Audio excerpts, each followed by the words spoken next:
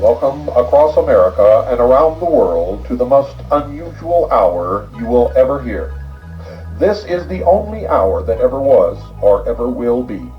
This is the most important hour in your entire life, for during this hour you will decide your future and thus our collective futures.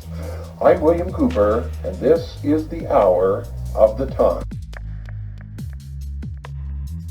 Mission by the Great Father and passed through numerous trials and persecutions.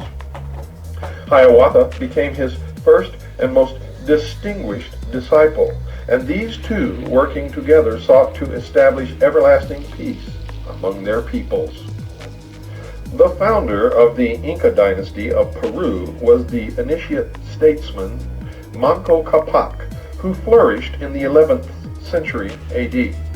He reformed the social and religious life of the tribes of the Aymara Quichua race in the capital city of Cuzco, which he built. Manco Capac established the religion of the sun.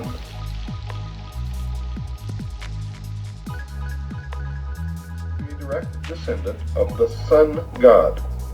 The empire of the Incas, which he founded, is remembered especially for its experiments in socialized living. Peru has the distinction of having cradled the first successful utopia. Folks, I would argue with that. If it was so successful, where is it today? Manly P. Hall probably would disagree with that, saying that for its time, it was a successful utopia. Utopia means perfect, folks. It means the best. It means the fulfillment of all the ideals, and could never pass away if it was, in fact, a successful utopia. And that's the problem with these priests of the mystery religion and their dream of a world utopia made up of imperfect men, ruled by imperfect men who have other agendas, who have selfishness, who covet, who steal and lie. We all struggle with those things every day. Anyone who stands before me and tells me that they do not struggle with these imperfections of man and with the temptations of the material world and of the flesh, then I see before me a liar.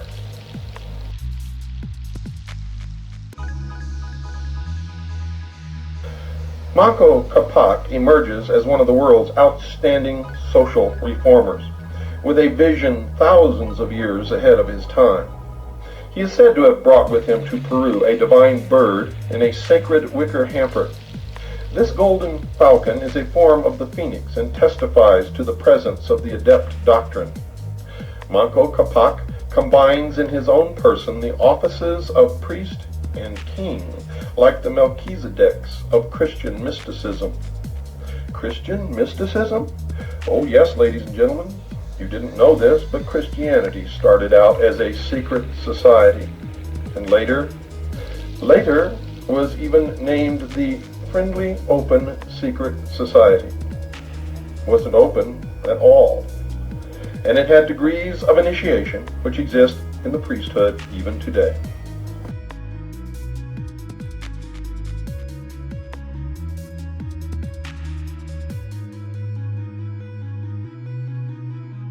Wasn't open at all, and it had degrees of initiation which exist in the priesthood even today. Although some historians may be a trifle impulsive when they suggest that Manco Capac was a Buddhist priest, there can be no doubt that the Peruvian culture was heavily influenced by symbols, rituals, and philosophical elements usually associated with the Trans-Himalayan area of Central Asia. Now, if Manco Capac was not a Buddhist priest from the Far East, how did he bring these teachings to the Indian people, who had never seen or heard of him before and knew not from whence he came?